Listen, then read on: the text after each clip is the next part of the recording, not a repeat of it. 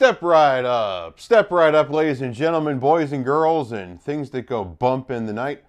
You're listening to the Suburban Sideshow Podcast. I'm your host, Gamble the Clown, appearing today with no face. Actually, my regular face. Usually I'm thinking about haunted calliopes or why you should never, ever trust a ventriloquist dummy with a glass eye.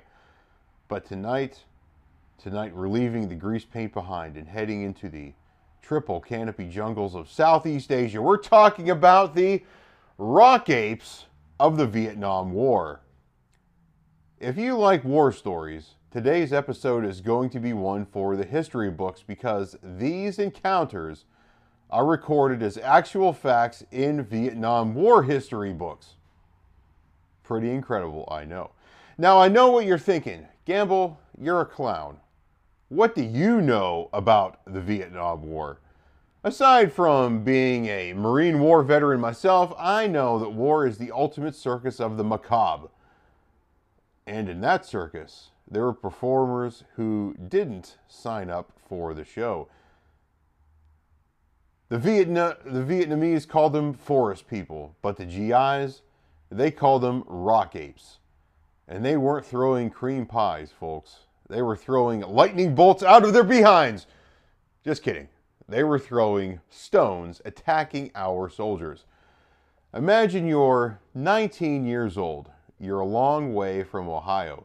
It's 1968, the humidity is 110%, and the jungle is so thick you can't see your own hand in front of your face.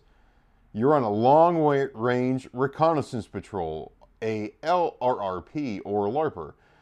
You're quiet, you're scared. Suddenly, the brush moves. It's not the NVA, it's not the Viet Cong. Out of the shadows steps a creature about 5 feet tall, covered in reddish-brown hair, muscular as a heavyweight wrestler, and looking at you with eyes that say, "You are in the wrong neighborhood, pal." Now, these weren't your average gibbons. The stories describe them as bipedal, walking on 2 legs, just like you, me, and the guy who cleans the elephant stalls. They had protruding stomachs and a temperament that would make a badger look like a lapdog. I've read reports from guys in the 101st Airborne Division, based, by the way, at Fort Campbell, Kentucky, where I served in the Army for a year, who swear they saw entire platoons of these things. They didn't have guns, but they had rocks. And let me tell you, when a 100-pound ape throws a granite chunk at your head, it is not a joke. Now let's get into the nitty-gritty. There's a famous story from 1968 near the DMZ, or Demilitarized Zone. A 6-man team was hunkered down for the night. They started seeing movement, dark shapes circling their perimeter in the trees around them. They thought they were being flanked by the NVA. They opened fire, thousands of rounds, M16 screaming into the dark. When the sun came up, did they find dead soldiers in black pajamas? No. They found nothing. No bodies, no blood, just footprints that didn't belong to any boot issued by the U.S. Army or the North Vietnamese. It's like a magic trick gone incredibly wrong. Now you see the enemy, now you see a 500-pound primate who's annoyed by your muzzle flash. Ba-boom, disappears. The North Vietnamese knew about them too. They called them forest people and claimed they lived in the caves of the Annamite Mountains. Even the high-ranking officials took it seriously. General Tao actually requested a scientific expedition in the 1970s to find these things. Think about that for a moment. In the middle of a world-altering conflict, a general is saying, "Hey, can we check on the Bigfoot situation for a little while?" Now, I'm a man of the world. I've seen a guy swallow a sword and a woman disappear in the box of mirrors. I know that the mind plays tricks. In fact, my income depends upon the ability for your mind to play tricks. Now, critics say the rock apes were just Tonkin snub-nosed monkeys. They say soldiers hopped up on adrenaline and lack of sleep, saw a monkey, but imagined a monster. Now let's look at a couple arguments. Argument number one. Critics will say it's a known species, for example, gibbons or orangutans. That sounds like a good government NASA answer. Argument number two. It's a relic hominid, an ancestor of humans that forgot to evolve or move to the suburbs. Now, but here's the kicker. Some of these veterans were woodsmen back home, actual hunters. They knew the difference between a monkey in a tree and a muscular, upright walking creature that stood its ground against machine guns. You don't get a rock ape nickname for something that looks like a squirrel. Come on, people, let's get real. If we look at the math, and I hate math, it reminds me of counting tickets at the gate. The region could support a large primate.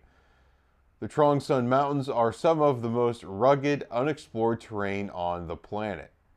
Even today, we're still finding new species of deer and striped rabbits there. So it's not out of the ordinary that you would find Bigfoot or Sasquatch.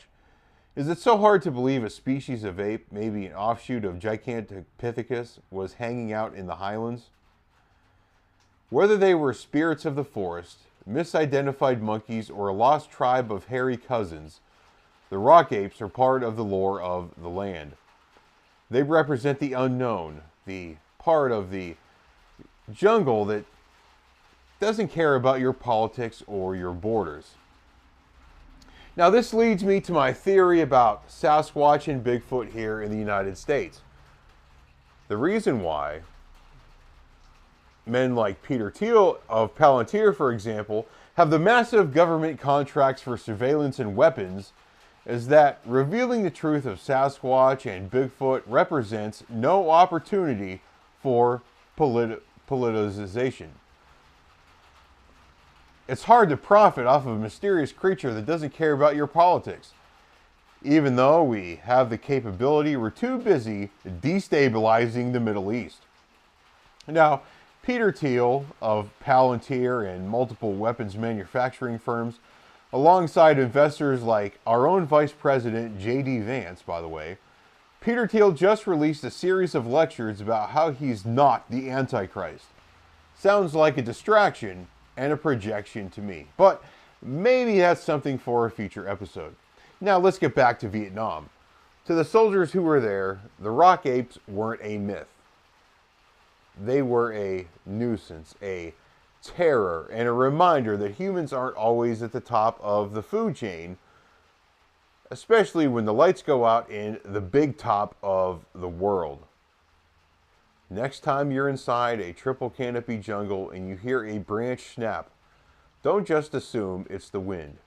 It might be someone or something asking for your ticket. I am Gamble the Clown. Keep your face painted, your shoes oversized, and your eyes on the tree line.